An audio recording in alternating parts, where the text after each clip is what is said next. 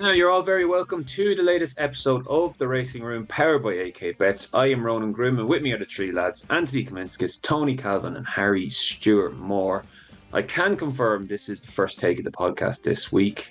So with a bit of luck, you're listening to this fine and everything's worked fine. AK sabotaged our first take last week when a power cut mysteriously hit Northbrook Road in Dublin for the first ever time. But thankfully the lads managed to get something together for you. So It's coming annoying up in this actually, week's Ronan, because you were brilliant last week. I know it's one of my best episodes, I It thought. You was. got a lot to live up to this week. Yeah. So coming up in this week's show, where lads are briefly going to talk about Ascot. Well, Tony definitely is, and we're going to talk about shop closures, Paddy Power, potentially Betfred as well, Cheltenham changes, Melbourne Cup madness, and a bit on the William Haggas drive-by that would have had poor Oshin Murphy choking into his cornflakes on Sunday morning. But we'll kick off with the review section just before the racing review section, and we will, as promised, give the verdicts on Champions Full Gallop Series 2. So I think from just speaking to the lads in our preamble, there's a bit on both sides here. So I'm a bit in the middle. Well, I'm probably a bit more positive. Harry's kind of in the middle. I think Tony, you're a bit negative on it. Surprise, surprise. But so, who wants first dibs? Who? Harry, you watched it first. So, what was Yeah, your overriding take on the first episode of the new series? I probably a bit better than middle, particularly when you compare it to what has gone before. I thought it was a significant improvement, episode one, and I think I watched most of episode two last night as well. I think that certainly in episode one they found some quite good stories to tell. It's a really slow start. I warn anyone who's going to start the first 5 minutes does not fill you with optimism, but then it kicks on. Um, I still think that it would be much better as a more interesting as a kind of fly on the wall, nitty gritty documentary than the kind of glossy sales pitch that it sort of is the tone they've taken. Vast reduction in talking heads saying completely unnecessary things like it's the big one. And they use them now to kind of drive the narrative forwards, which is, and explain the story, which previously you would just have 10 people all saying this is the one they want to win and all that kind of thing. There's still a little bit too much of that. But I thought episode one was good. The jockeys still are not the most compelling like people. I mean, who would be, frankly? It is a challenge for sportsmen to make them compelling watches, and I think it's much better to have them fly on the wall for that reason, because when you're basically asking them to semi-perform, which is kind of what this is doing, it's not brilliant, but it's a great improvement. Well, a significant improvement, I have to say.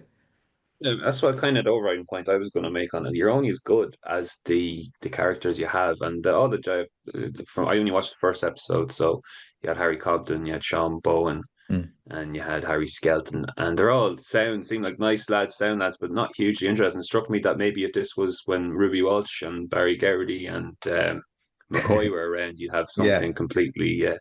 very You'd different. have something that very good, but uh, But I mean, some Tony, of some of the some of the weighing room bants is just so bad as to be untrue. pretty poor, yeah. They both end up trying to do a bit of kind of ribbing, and they both end up agreeing that they both quite like the same holiday spot in Dorset. It was Yeah, the weighing room bants can be cut. Mm. Tony, bring you in here because you forwarded me on a question from Bree Mack, who said full. Well, it's not really a question. He says no, making a statement here. He said full Gallop episode one, just a massive posh dick swinging contest. So, do you go along with that, or what did you think about I mean, that was a bit harsh because Nico de Boinville didn't feature, did he? So that Not was till like, episode two, exactly. Yeah, I mean, episode one, pretty much everyone had either a West Country accent or a Cotswold accent. So I'm lost as to That's who the posh though, posh. is it not? Oh, I see. Yeah, oh, it's you southern. can't be Basically, posh it's southern. when the West It's, Country, it's, yeah? it's south, It did sound like an episode You that's can't be punctured in saying large. you can't be saying that Cotswolds isn't posh. Cotswolds is lovely. Like I don't know if you It is define lovely, but posh as posh doesn't mean lovely, or it's not a term of quality. Like lots of it's there's no it's chimney sweeps walking around anyway, from what I could see when I well, was. it's not got a city. Nowhere has any chimney sweeps walking around. You've not been to Ross. What Harry's trying to say is Dorset was only posh when he went to school there. There's plenty. I tell you what, if you think Dorset's posh, you've not been to Yeovil. I have. I've been in the away end at whatever it's called. I watched it again this morning for my sins, and so I made some notes. I thought starting off with a David Powers Cup was a mistake. Obviously, Flutter basically sponsored it to the tune of 1.5 million to get the jockeys and trainers to play ball. I thought that was a mistake. I thought that was going to be a one-off, but that they continued with that narrative throughout the show, which, considering nobody in racing gave a toss about it, I thought that was a mistake, and they would have known that as well. So that's probably a sop to Flutter, which I think was a mistake. What else have I got? I was led to believe there was less talking heads, which there were, but there were still too many. I thought Sean Bowen was very likeable. He's got a bit of a Lee Mottershead look to him, hasn't he? But I thought he was likeable.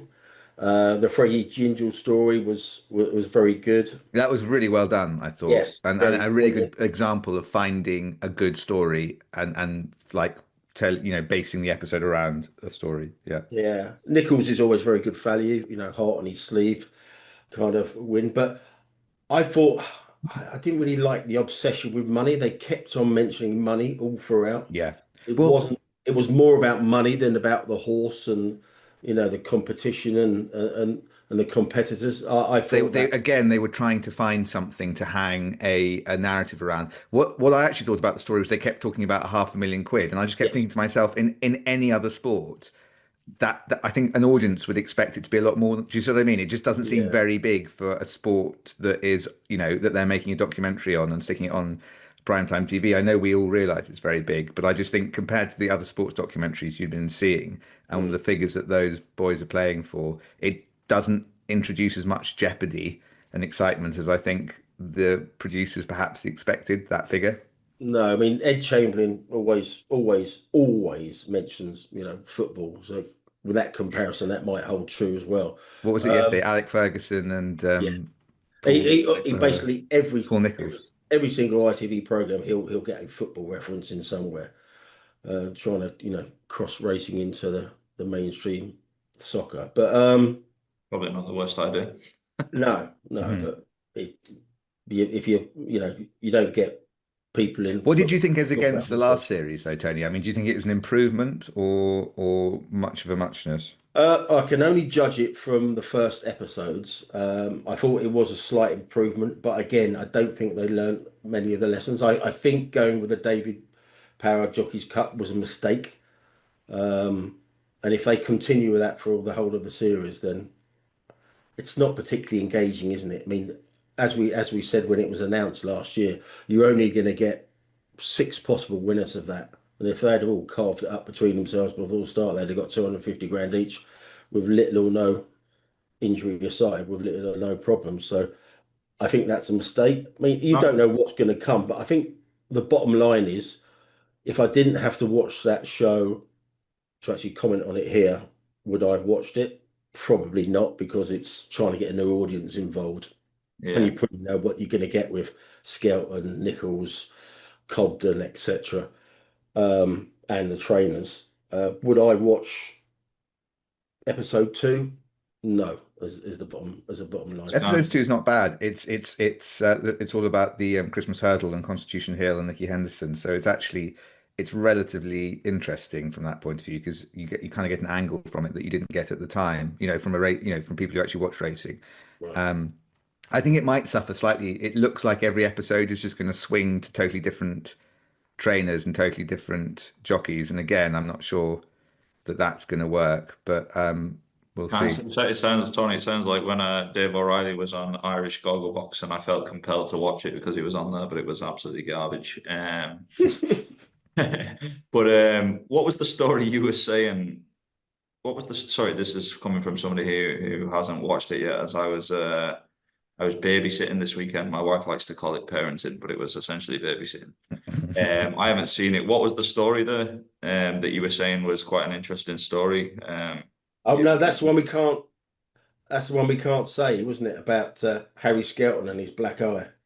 No, no, you were saying something that they focused on some kind of story or something. No. Gingell, was it? The Freddie Gingell story? Yeah, yeah, What's that?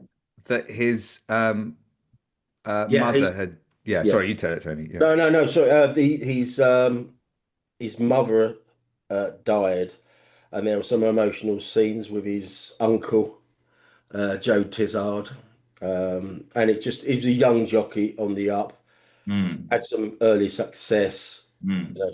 There was some family kind of bereavement, obviously his mother dying, and they did that very well. and I also think he was the best one in front of the camera of the jockeys as well. He was just a more perhaps because he's younger and kind of a bit. I thought he was the most interesting of the kind of It's three main ones in the first episode. like we've always said, if the series, obviously they've recorded it, obviously, and hopefully they've got some um, lesser known characters down the line because, like I said, you know what you're going to get with your Hendersons, your Nichols, your Skeltons, your Sean Bowens, your Harry Cobden, he's probably already overdoing the cheeky chappy element, isn't he? He's got a fantastic line in saying things that are nothing. Yesterday we had £500,000, £500,000, and then about 3 seconds later we had "It is what it is," both from Harry Cobden in the space of about 20 seconds, and that got left in. But it's like it's if people who are new to the sport or want some background to it, it may well be a big positive. But I wouldn't be a massive down on it. But like I said, would I be falling over myself to watch episode 2? The honest answer is no. Maybe you need a bit more Gosden O'Brien type needle in later on in the series. That might help it along. But Tony, why don't you take us away with a quick fire racing review, and then we'll get stuck into topics after that. Right, I've got a question for you in the racing review, but we'll come to that in a moment. Right, glasses on, notes up. Right, Car Ying Rising beat the Aussies on Saturday morning in the Everest. People running wild about that. Best horse in the world, etc. Actually, Ron Lewis had a question about the SP return on that winner, but I got in touch with the firm in question, and they got back to me by 7:30 a.m. this morning. So all that sorted, Ron. He can tell his mate he's going to get a slightly bigger price than he got. Um, you can read about that on my timeline if you want, but it's pretty uneventful. He's going to get 4 to 5 instead of 8 to 11. Aidan O'Brien won 6 out of 7 at Leopardstown on Saturday. Jack Cleary rode 4. Is he a claimer, Ronan? Is he still claimer? Oh yeah, yeah. Jack Cleary. While you're talking there, but I think so. Yeah. Gordon Elliott won a remarkable 5 races at Far Hills in America, including the American Grand National, which is actually a 2 mile 5 hurdle. But even so, Is that amazing? Is my first question. Someone who doesn't know anything about it. Is it yeah. amazing? Oh God, yeah. I mean, like Is it? Yeah. the Irish tend to go over there quite a lot, and Yeah.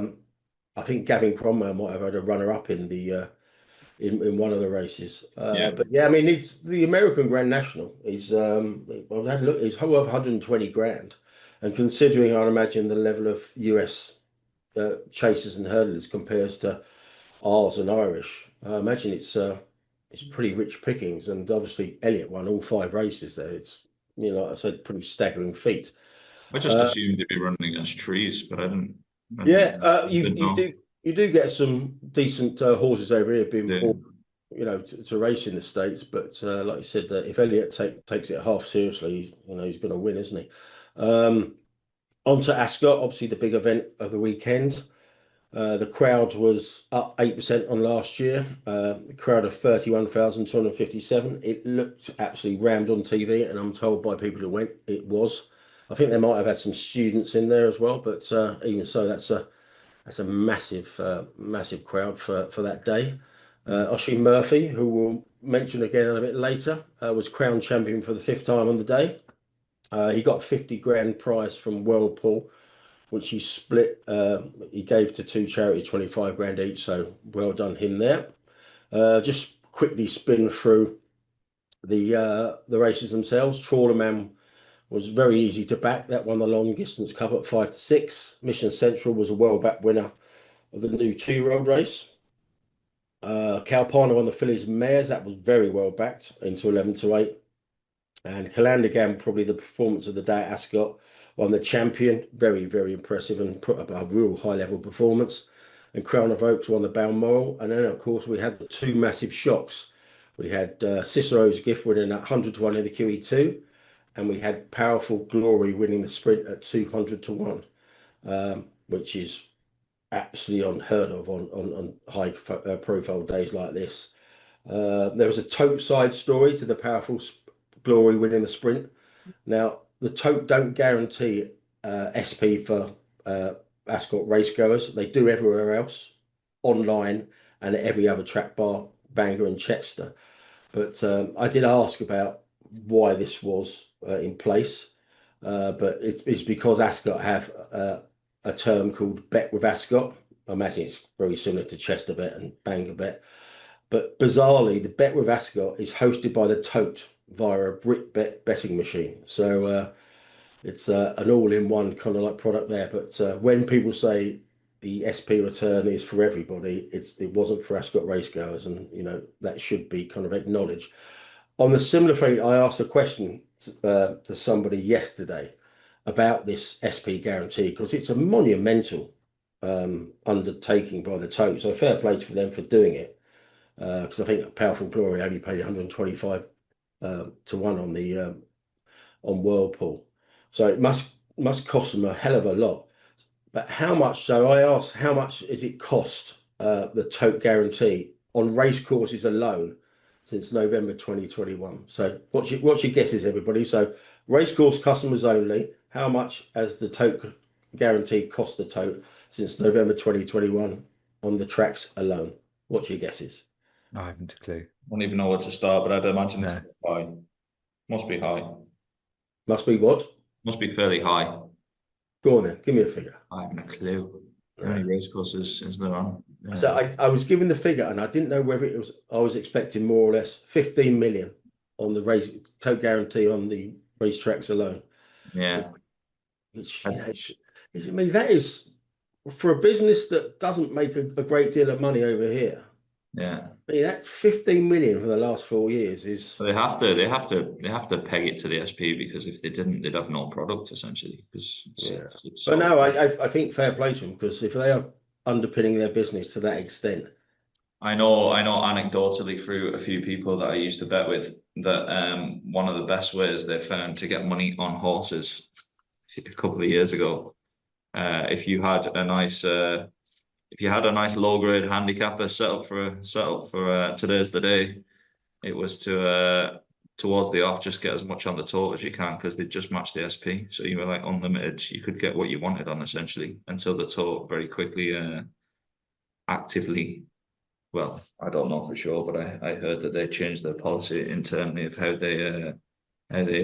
much money you can get on towards the off, because they don't have the ability to hedge. I think they got caught with a couple of things early on, pegging the SP and people absolutely over-indexing on bets on particular horses and low grade races, from what I hear. But yeah, it's an interesting concession. It basically for me it shows that there's not much in the pricing. There's not much confidence in the pricing, and the fact that they have to peg it to an SP that plenty of people aren't too happy with probably shows you how poor it is without that. Yeah, no, I thought it's a punchy commitment. So I know we give the Tote a hard time on here. Well, it's not a hard time really. We just, I don't think it's a hard time. We want some answers to questions. So if they're actually just going out their way to give that much money back to their customers via that guarantee, I think it's something to commend anyway. If you added up the fixed odds bookmakers best odds guarantee concession and what that was costing, I think that was costing Flutter alone 9 figures a year years ago. So yeah, an absolute fortune. And the majority of people don't even realize what it is or what they're getting it. So it's but the first thing to go after that tax goes up. But come on to that. Yeah. But anyway, that's the racing view. I don't think I've missed much. If I have, tough. I'm glad I didn't give you my guess there. Made myself happy. What was your What was guess? it? Yes, or all gone? I'm not, no, I didn't give it. No, I'm not going to give it. No, So exactly. Now just is not the time. No, to come on, yeah. you have to. to answer your earlier question, Tony, Jack Cleary is an apprentice. Claims £5. So, and the 4 winners would have been very important to him on his. He's going for the apprentice title here in Ireland, locked in a battle with a couple of other guys. So there you go. We'll start off our topics section, gents. So we're going to start with the betting shop closure story from last week. Well, a couple of stories. So Paddy Power set to close 57 betting shops. That was news earlier in the week, and then that was followed by news from Betfred with Fred Dunn, warning that they could close all their shops pending the gambling tax or the gambling tax that may be introduced. So they have just short of 1,300 shops, and that would have 7,500 jobs at risk. So, AK, I'll come to you here first. Is this a sort of a beginning and the end of this sector of the industry, or in the case of Betfred, was just like kind of a big warning shot to government ahead of big decisions to be made? What's your kind of reaction to this last week? Yeah, they're probably the most meaty comments we've seen so far, I think. Just as a product overall, retail betting has been struggling for a number of years. I think the Flutter Group, for what used to be quite an important part of the group, you actually can't find. The last time I read Flutter's annual report, and I've heard some stuff from people internally that retail, I don't think retail's even mentioned in like a 500-page report for Flutter. It doesn't even get a slide in some fairly senior internal presentations from what I'm aware. So for context, it's not a big part of that operation, as I'm sure we're all aware anyway. It's the costs are extremely high. Like, I was contacted by, now we're not a retail bookmaker, and I don't think we ever will be. We have a shop on a racecourse, which I think is slightly different, but we will never. I can't foresee us ever opening a betting shop of any kind. Just from a footfall perspective, from a cost perspective, from a cash going out of fashion business, Ireland, from turnover tax business, various reasons. I was contacted by a chap from the Business Post, which is kind of like your, for want of a better comparison, but like your Financial Timesy type paper in Ireland, and they were basically looking for contact numbers from other bookmakers with retail estates, essentially. So I put them in touch with 2 bookmakers, one of which was Track Sports, who operate over here. They'd be on the racecourse as well. They have 13 shops, I think, in the Republic. And they gave some quotes just saying it's just really, really expensive to operate. They won't be opening any more shops, and they're probably condensing essentially what they have. And then I put them in touch with the Sean Graham organisation from Belfast, who have racecourse pitches in Ireland and Northern Ireland, and they also have shops in both territories as well. And they were basically saying that they added up, they'd spent I think they've 26 or 29 shops, or some late 20s in the amount of shops they have, and they added up that they'd spent 1.2 million on media rights for those shops in the last year. And they were basically just saying that, like, the cost of operating is absolutely off the charts. They were considering, I think you have to have 20 shops to be on the deal that they were on, and they basically said they were considering just removing some of the horse racing from some of their shops to see what happened, essentially. From speaking to one of the main men there, I actually went to Leopardstown yesterday, and he came over to me and spoke to me about it, and he was basically saying, spend all this money and it's just not worth it, and they've got loads of products that you basically have to take the bundle. You can't pick and choose what you have, so you get hit with the full fee. Half of the stuff they don't want. He basically gave me an idea. I'm not speaking out of turn here. I think he'd be happy enough for me to say it. One of the top men at Sean Graham's basically said that they, in the 29 shops, they had a meeting from Hippo Chili or somewhere like that in the shops, and they didn't take a bet over a fiver across the whole card. So he said they're just being inundated with content that they essentially don't want from a retail perspective. Too much racing, and it's just too expensive, basically. When you talk about William Hill or Evoke, William Hill, we all know, just probably struggling slightly. There's rumours of a lot of people being made redundant in various functions there in the last week. They were talking 200 shops, and that's pre-budget. So I think they're probably just naturally attritional anyway, just because they're not making any money. I think Betfred was quoted as saying of the 1,350 shops, 300 make a loss at present, and they still have them open. And there's probably a halo effect there of you get people online in the area and stuff like that as well. But and you can probably justify some slightly negative shops if you're factoring that in, perhaps. But I think it's just the way it's going. Do I think Betfred are going to close all their shops? No. Do I think they could potentially close quite a lot of them? Yeah. We're talking Paddy Power event. I think the Betfred comments were just really interesting because it was literally the first meaty number that was put to it. I think William Hill said 200. Powers are closing pre-budget. They're closing 57 shops or something like that across. It's roughly an even split across Ireland and England. Media rights.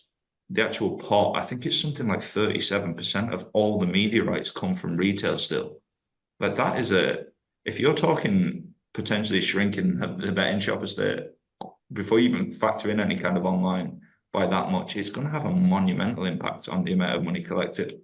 And a lot of these sports, a lot of these tracks, even in Ireland, are struggling anyway with the current level of media rights because they've essentially neglected all else to get the media rights, and that's from an audience participation, too many fixtures, etc., etc. Reliant on fixtures to get the media rights payments to stay sustainable. Whereas I think the media rights are going to go down. There's going to be less people paying them. There's going to be less shops. I keep saying end of days. I think it's on an absolute precipice, I think. And I don't think it's going to happen, but I think if there was even no tax increases for bookmakers, I think you would see a contraction. You're naturally going to see a contraction with nothing.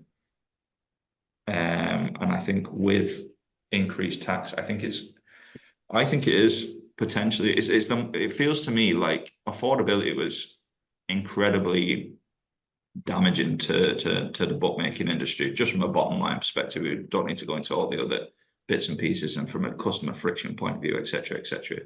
For me, this feels like the most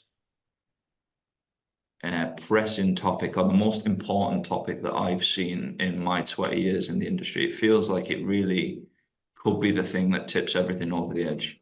And I hope I'm wrong about that, but I'm not being blasé or anything about it. I think it is potentially unbelievably damaging. And I think one of the big things for me, I expect this from the anti-gamblers. I expect them to campaign for this stuff and be happy to wipe out chunks of the regulated market and then fail to acknowledge the impact on the black market of doing that. I expect that. I suppose what I didn't expect, and it does make me question myself sometimes. I have a lot of time for Martin Cruddas from just a business perspective. And I just didn't anticipate him not realizing some of this stuff, or potentially his realizing he's playing a game that he's 3 moves ahead of me on the chessboard and I don't know what's going on. It makes me doubt myself because he's usually fairly switched on for all business related things. And I just don't think people are adequately factoring in the potential catastrophic impact of what's been proposed. But it'll be interesting to see what happens. I've never made any comment on what I think tax rates should be. My only general comment is I don't like the fact bookmakers are taxed on a lot of the taxes around GGR, when I think it probably should be NGR. It'd create a much more I think a higher tax on NGR would be. You want to just explain what NGR is? Okay. Yeah, so GGR is gross gaming revenues. It's basically you bet this, you lose. If you lose this. Bookmaker makes this. It's without anything removed. It's without media rights removed. It's without levies being removed. NGR would be below that line. So NGR would be the number when all that's stripped out. Now I think it makes the whole bookmaking game, which horse racing is reliant on, in my opinion, like unbelievably reliant on.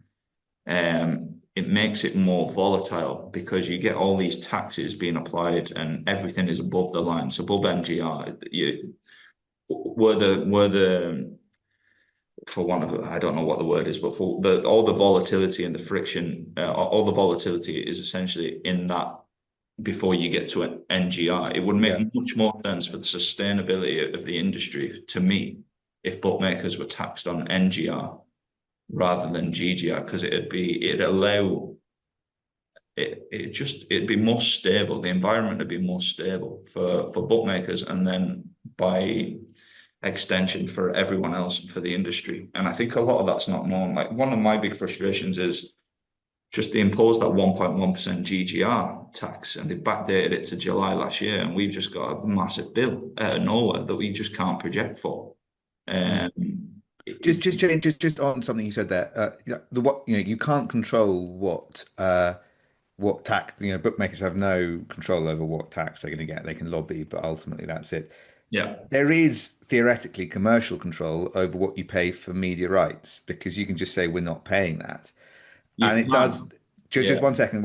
It does appear that is what a potential answer to where the money's going. It may well be that the difficulty with horse racing is that the money is disappearing between bookmakers and the owners of the racetracks. Why are bookmakers just paying these figures if they're too much?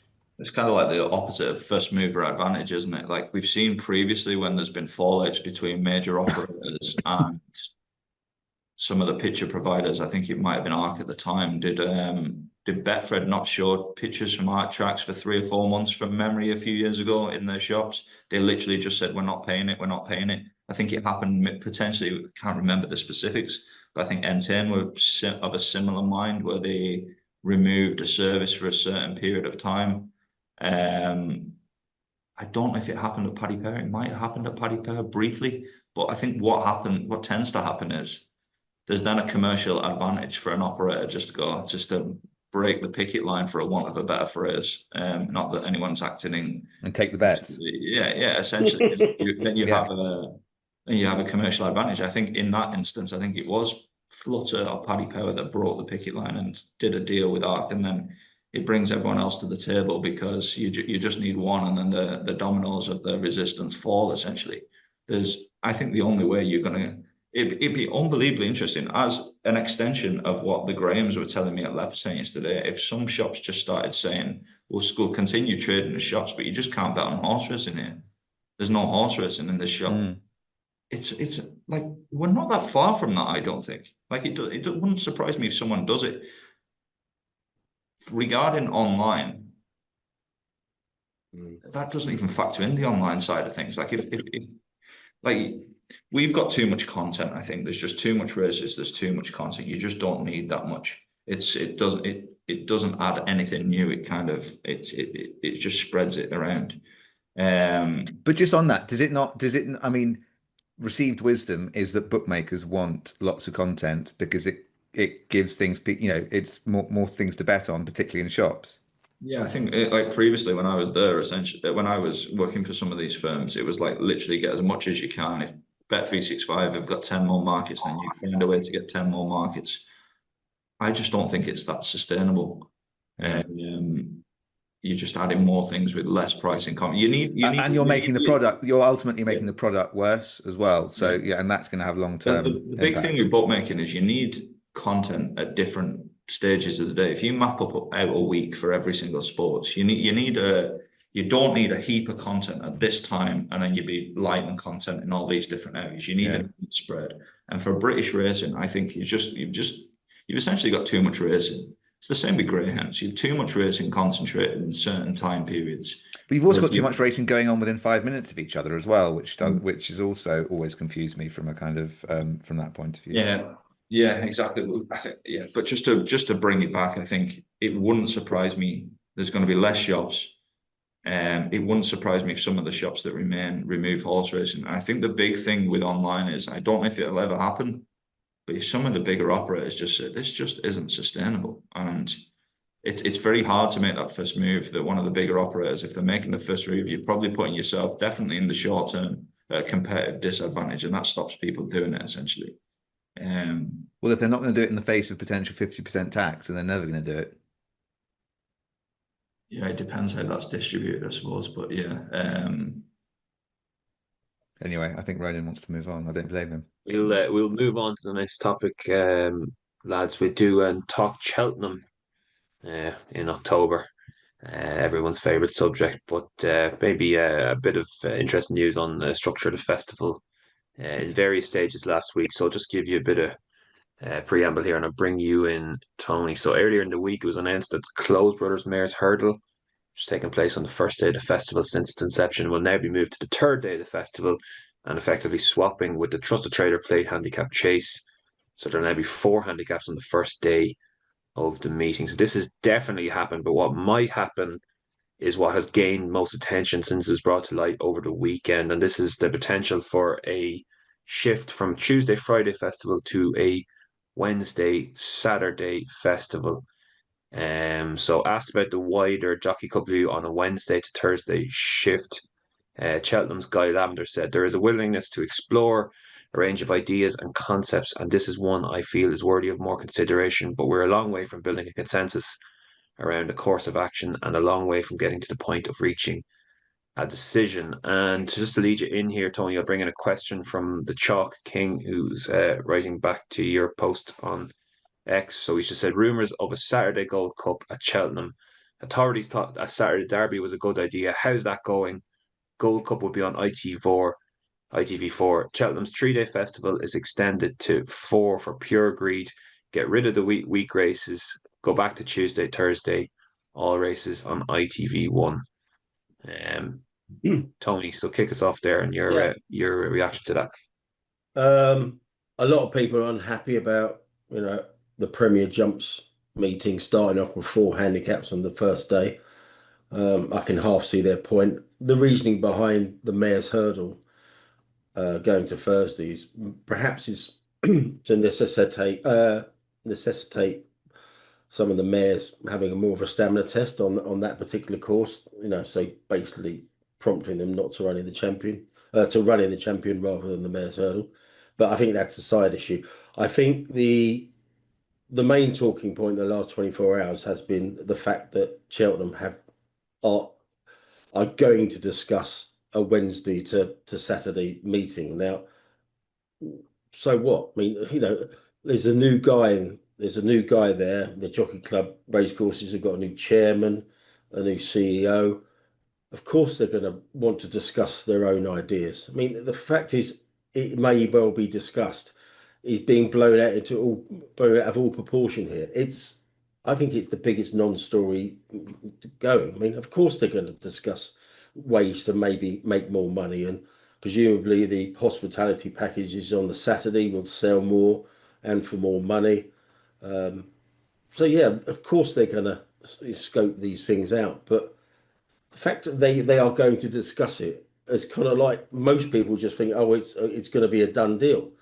I just think it's been massively overblown, and like we were discussing before, and anything Cheltenham is just like you just get crazy people coming out and woodwork, including journalists on that. I mean, Racing Post billing that as an exclusive, and I have to say it's one of the most boring stories we've had to cover, isn't it? And it's not, and it's no more than someone's discussing something. Yeah, I mean, if you're a business and you've got new people heading that business, you are going to look at everything from top to bottom, and of course, what days you race on and how much money you can make on each individual day is going to be discussed and detailed in full. It's basically good business practice. And for It does show you, though, doesn't it, that when people say, why don't people come up with ideas in racing, it's like even the whiff of an idea has immediately got people going, how dare you, you can't really say anything, can you?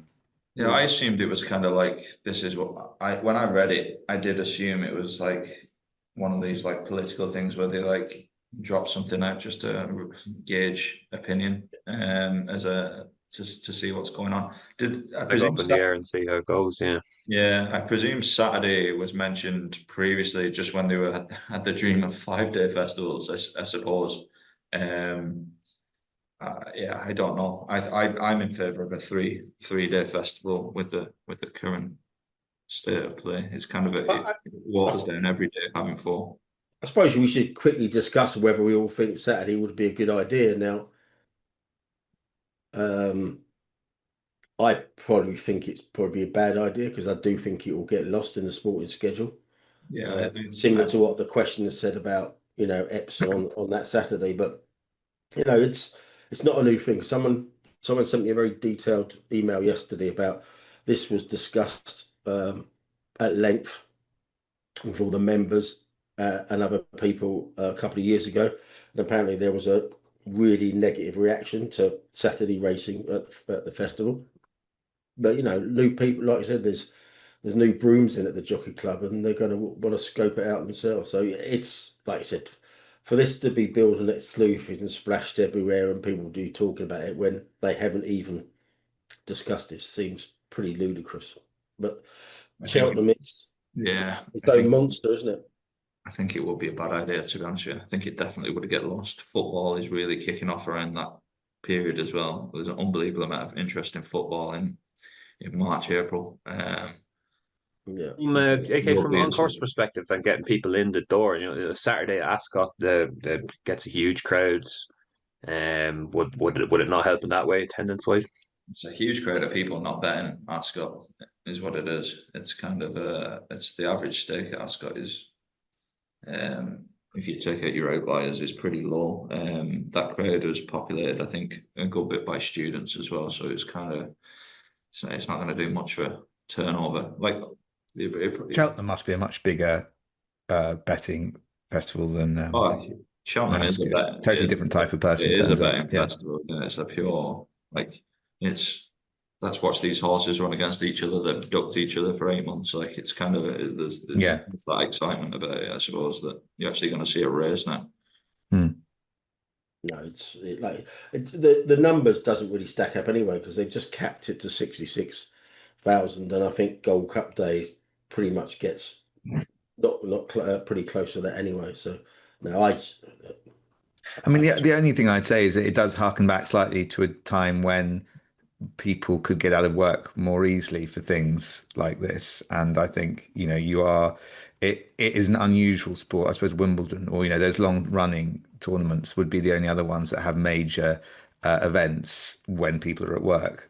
So I mean, it's worth it. You can see why they're thinking about it. Yeah, I think the trend there though is a lot less people at 9 to 5. I think office based 9 Yeah, to but 9 to 5. Yeah, but you are supposed to be at work, even if you're supposed to be dialing in from Cheltenham. Need to work from track. home. If you need to work from track 10 is all you need. Yeah. Okay, lads, we'll go from one major kind of meeting to the other side of the world and the Melbourne Cup. So news this week about he was the Melbourne Cup favourite. Cerdelius ruled out of the race by Racing Victoria's stewards after failing independent specialist scans. It comes after the 4-1 shot was set to warm up for Australia's biggest race in the Cox Plate, for which he also was the favourite. Racing Victoria announced on Friday that the Gay Waterhouse and Adrian Bott trained superstar showed he was currently at heightened risk of injury after undertaking a CT and PET scan. All runners in the Melbourne Cup must have a CT scan before October 30th, with the rule brought in following the death of Derby winner Anthony Van Dyke in the race in 2021. He was the seventh horse to suffer a fatal injury in the Melbourne Cup in as many years. No fatalities have occurred since the scans were introduced, although this year PET scans or PET scans, which look into the activity of bone and soft tissue, have been added to the pre-race procedure as a secondary test for those whose CT scans raise concern. Tony, what do we make of this? Is it just getting a bit silly now, or does it kind of indicative of the pressure that's on the race down under? Well, yeah, I mean, obviously we had the big thing with Aidan O'Brien thinking he'd been singled out, but at least this was a home horse, very high profile, being ruled out as well. I think Racing Victoria will come back to you and say, and just reproduce what you just said there. There'd been no fatalities in the race since 2021, after having a spate of them in the previous years. It does seem a bit draconian. And and the irony is, I mean, that horse has been mopping up in a lot of big races with no problems whatsoever, and he could run in every other race in That's the Australia, thing. That's apart the from the thing, isn't Melbourne it? Cup. That's the So, thing. Like, so it's they're just kind of like, they're great if you're doing it for welfare, but if a horse is running one particular race and you say no, you can't run in that, but you can run in every single other race, yeah, it's kind of like it doesn't really stack up, does it? yeah, But that's the problem across all racing is that it's all right for horses to get injured in some races and not others yeah. because of that's where the attention Depending of the on antis eyeballs, goes. isn't it? Yeah, If yeah. it's not on ITV, the horse may as well still be alive, frankly. Yeah, yeah. I'd be really interested in, I don't know how that'd work, whether it's possible, but how many of those 7 fatalities would have failed this fucking vet thing? Like Mm.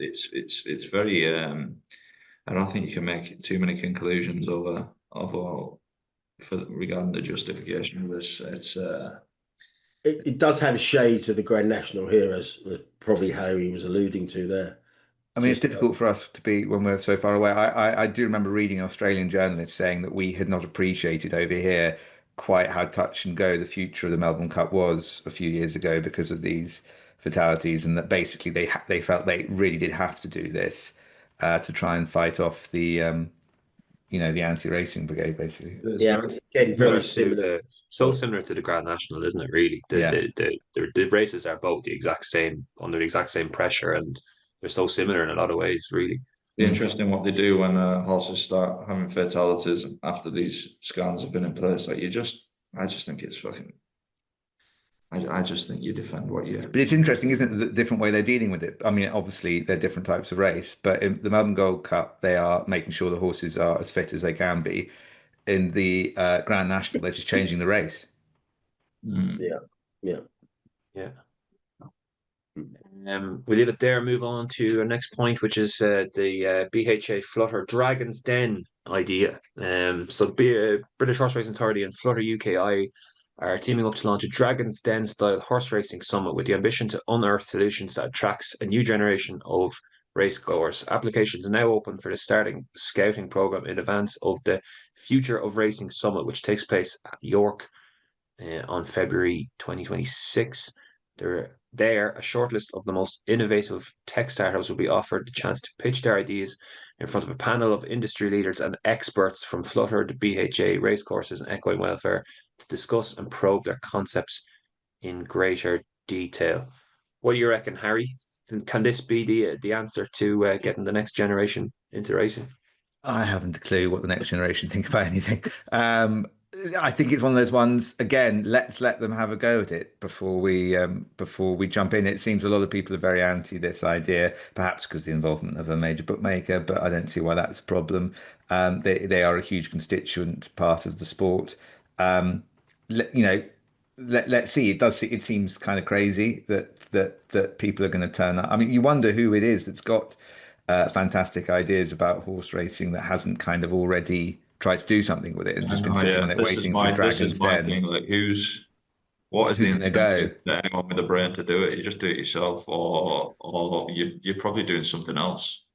Yeah, I mean, I suppose it gives an opportunity for, a regulator that spends an awful lot of its time having to worry about the kind of the running of the sport to actually kind of really sit down with people and take their ideas into account at a designated time. I mean, the only embarrassing thing would be if no one turns up to this Dragon's Den with any, that does seem a relatively realistic prospect, but perhaps they will, people, and it's got, it's so broad. I think they want people with welfare ideas, with data ideas, all that sort of thing. So there'll be people who turn up, and Yeah, why? I just let's don't wait and understand see. why you would turn up. Like, what? I don't understand why Flutter's involved. To be honest with you, I don't have any problem with it, but I don't see the benefit to Flutter.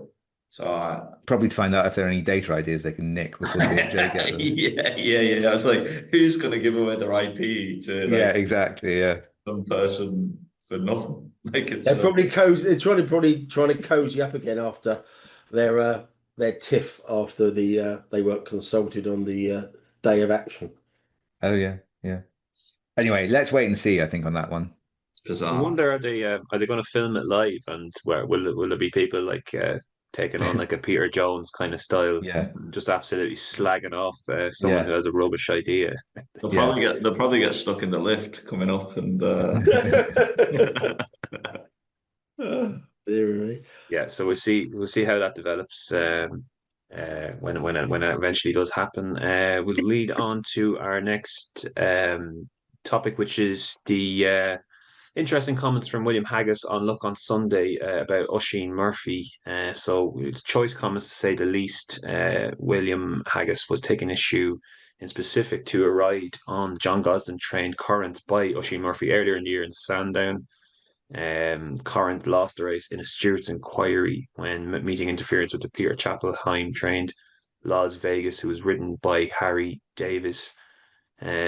So yeah, Tony, choice comments to say the least kind of came to say the least even came from nowhere on the talking point section of the Look on Sunday show. What did you make of that? Yeah, it was pretty staggering actually. You don't normally get, someone as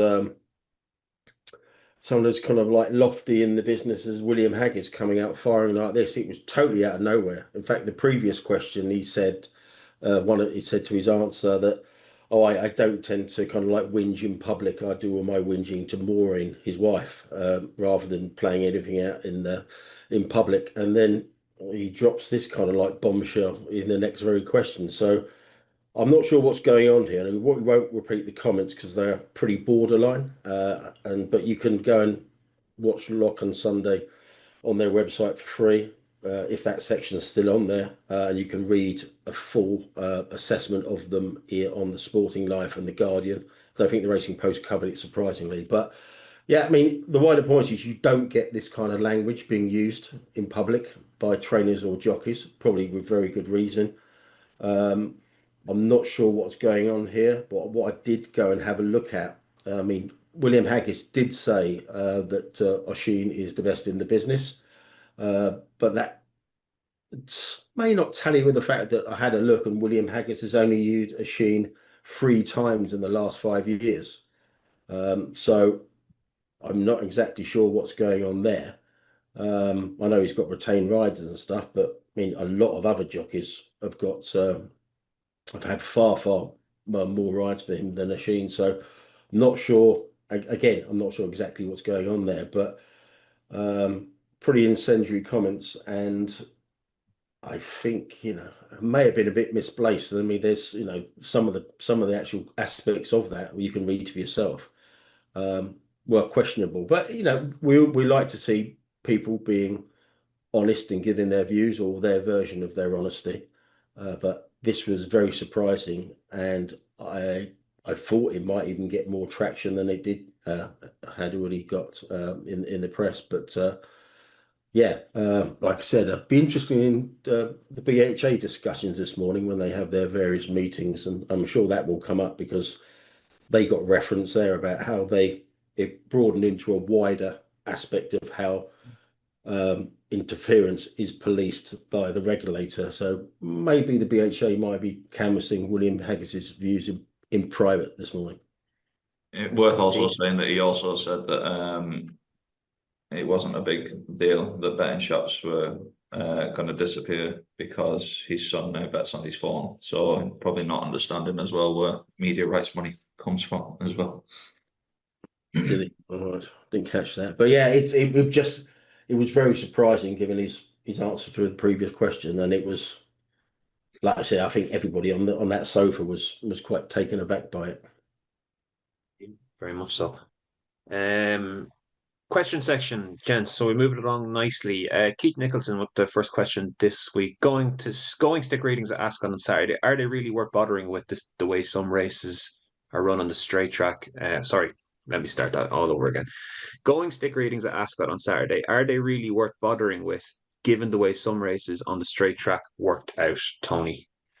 Well, you can't second guess jockeys, but the important thing is, as I always say, give punters the information and they can use it as they see fit. I asked why wasn't there going stick readings across the track on Twitter on Friday. Will Aikenhead got in touch. He's the head of corporate and industry affairs at Ascot, and he went out of his way to actually do that himself, along with Turf Tracks, I gather, on Saturday morning, and he posted them. So fair play to him. It's not often. Obviously, we've had a total blank from Art when talking about why they don't give their their watering details, and Ascot went out their way to provide those stick readings. So fair play to him. Not a lot of courses would have done that, and certainly not many people interact with me like that. But no, fair play to him. Like I said, it's all about the information. Use it as you see fit. If it's wrong, it's wrong. Yeah. Craig's asking thoughts on the Racing Post Naps competition. Do people genuinely believe nominated horses are people's best bet of the day? If so, credit to the lads put up the sprint winner. They must have been all over the 200 to 1 and have retired to the Caribbean. Tony, you can take. Basically, the Racing Post Naps competition, you do get people if they're a lot behind, they'll just chuck in a massive outsider as a kind of like Hail Mary, and the Sheffield Star basically wrapped it up by napping 201 Powerful Glory. Did they back it? I suspect not. Yeah. But it happens all the time. Someone told me a story years ago that this was a lad who told me this, who was in Paddy Power, right? And he told me a story in the early days of the RP Naps competition. They'd all bet somebody to win it, right?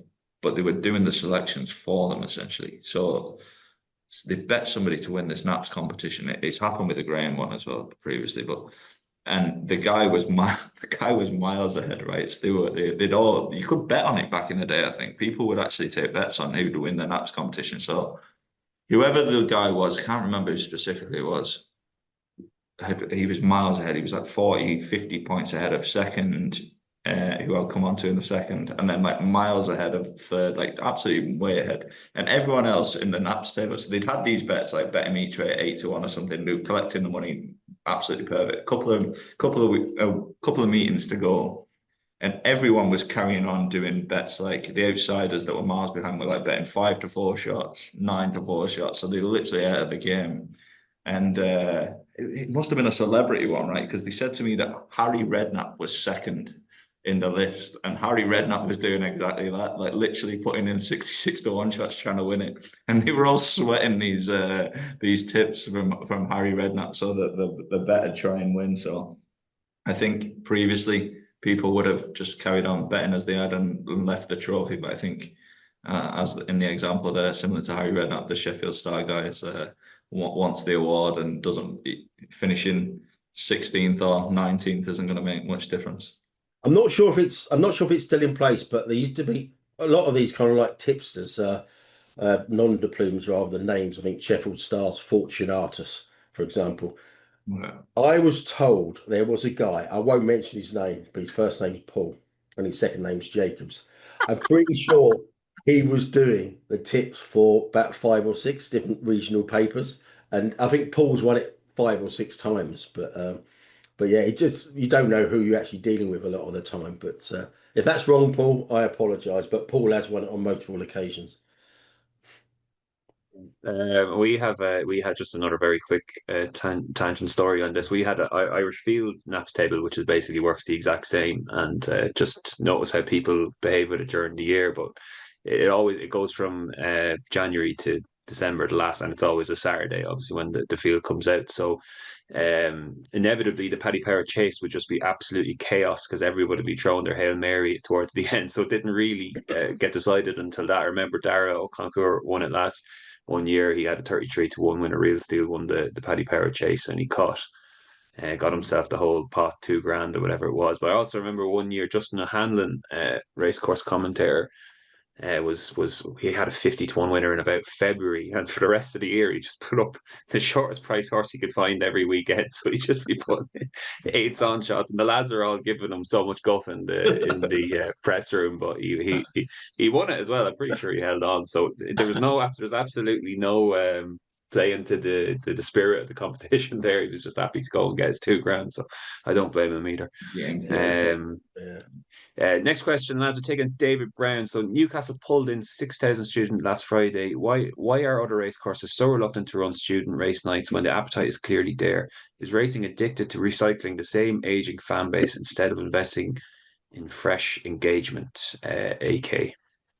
Yeah, I think we've discussed student days and nights before. We're all of the opinion, I think, that they're a big positive for the sport. And a company has been sold to Arc on the back of that as well. So it's Yeah. the Invades company. So it's obviously been a good business model for the person that set it up, and it's been good for the sport as well. One of those mutually beneficial things. I think there's that much dross racing that you can pretty much bring in students on one of your bad days racing cards, and where there'd be nobody there. Like, you don't literally want to be, but maybe slightly different with Ascot at the weekend, but I think in general you want to be bringing them to the meetings where nobody's going to, just the general race goer interested public, and kind of having a student day that day. I know myself from Greyhounds where lads wouldn't know the difference, students wouldn't know the difference between a dog doing 28 seconds and one doing 30 seconds. It looks the same to them. It's probably the same when you talk about Group 1s and Class 7 handicaps. So it's I'd be using them to fill up some of the crap days, basically. Yeah. I think they're underrated, student race days. I think what's wrong? Some people give out about them, but what's wrong with getting a huge number of young people in racing and showing them this is a good day out? Plenty of them in The Ireland. Leopardstown one is brilliant. Like, where we're at, like, you take an unbelievable amount of €2 each way bets, but for a bookmaker, I always think the bookies always moan, probably because they have to do a bit of work recycling tickets. They're probably not great for the environment, the amount of bits of paper that are getting passed out with buttons on them. But for me as a bookmaker, we just win at student days because the spread of bets is just absolutely off the charts. Unless a 200 to 1 shot wins the last year, you can't not win at them as a bookmaker because of the spread of runners, basically. So You like them because all the I like students them. like 15 to 8 instead of 9 to 4 because it's a bigger number. We Yeah, know why you like them. nobody asking for the overround on the board. But yeah. Yeah. See that clip, Tony, about I think it was on that race day TV, and it was just going around asking students and stuff what's bigger price. And did you see it? Yeah, No, I heard about it. I didn't watch it myself. Was it really someone car was crash giving stuff? out about it. I think it was David Johnson, maybe was giving out saying they wouldn't do this on Formula One drive to side. Wouldn't I should know the tweet now, but he was giving out saying you're making people look silly who are actually They people probably going don't know they racing. look silly as well. Like, it's kind of, yeah, it's we had a weird one there yesterday. I was trying to keep a horse at Leopardstown, and everyone in the ring was 6 to 1, and we were just under at 11 to 2, just so we didn't take a bet. And the first bet we laid was 211 to 2. So, and everyone is 6 to 1 here. I think I've told the story on the pod before. Mal McCartan, bookie up the north, was at Cheltenham trying to lay Allaho. Oh, so he's trying to duck Allaho, and he was 4 to 7, and the whole ring was 4 to 6, and the first bet he laid was 7,000 at 4 to 7, because seven's a bigger number than 6. I've talked about this before. Like, it's just like, I don't know. He must have been happy. He just had 6.5 grand at 4 or 6 next door, wouldn't I he? didn't. He lost 4 grand, I think. But yeah, it's people. You either get it or you don't. And like with smart betting stuff and exchanges, I think trying to teach people who don't even want to learn the skill is just a waste of everyone's time, I always think. Buzz question: should the government impose a gambling tax on the national lottery, which has turned people into problem gamblers while also funding institutions the government's neglected? Harry, any view on that? Well, I think it is treated differently and shouldn't be. I think it kind of is taxed in that, I mean, some people call it a tax on, well, perhaps we won't go down that route, but it is Tax on the taxed poor in that the pool is stripped of a lot of money in order to go to things that, otherwise the taxpayer might be stamping up for. It is treated differently. It's considered differently. It's not. It just doesn't seem to have any of the negative externalities connected with it that are connected with everything else in gambling, and there's no difference really. But it's done a better job in some ways, but it's got an easier job. The overround is worse.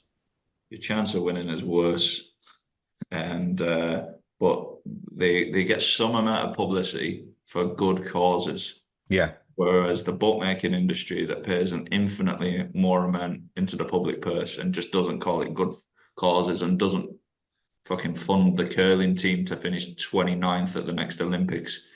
It's just mad, absolutely mad. Well, it is mad, but there was a lesson in that for bookmaking for a long time that it could have worked on its PR. You know, some of the things it allowed to become news stories, and there was never any good news stories about the sort of things that gambling contributes to society. They've never tried it. I think it was very short-sighted, all that. But yeah, yeah, the National Lottery should not be treated with the reverence it's treated compared to other types of gambling. It doesn't make any sense. Indeed, Alan O'Brien, racing is thriving in terms of prize money in countries with a pari-mutuel system only, like Hong Kong, Japan, etc. Bookmaker self-interest aside, what is the downside of this in the UK and Ireland, especially with bookmakers closing shops and saying racing market share is falling? AK, so take off your livelihood This is just, hat I think you there. stick these questions in just to wind me up, to be honest with you. This is just another lad asking about pari-mutuel betting, isn't it? Just, you have call betting over here, go and bet on it. And get your 100 to 1, about 200 to 1 shots. Well, wait, I think his point is that About the at the moment it's an option. I think his point is if you have a pari-mutuel system, it's the only option. And would it be better for horse racing? You might get to find out soon enough. And then you can Yeah. tell us what you think. I think I asked you this, Harry, in the first version last week that didn't get aired. The legal likelihood of there being a tote monopoly ever in this country is zero, isn't it? Well, I think it's zero for all sorts of reasons, but there's no particular reason you couldn't have a statute that makes all other forms of betting illegal and at a statutory tote monopoly. But it just seems that in practical terms non-existent chance. That's my only problem with these questions. Is it would involve it's if you were setting up racing today as a completely new thing and there was no experience of gambling in the country in some alternate universe, and yeah, you could set up a pari-mutuel system, but how do you do it in this context? How do you deal with all the people who've got shares in their pension pots in big bookmaking firms? What we can do, just is the state just going to seize those shares? It just doesn't make any sense. You can't. Yeah, you can't. You can't compare countries that have got Diet Coke with countries that have got Coke. Like, no, not once you've sipped the Coke, you're not going back to diet. It's just not happening.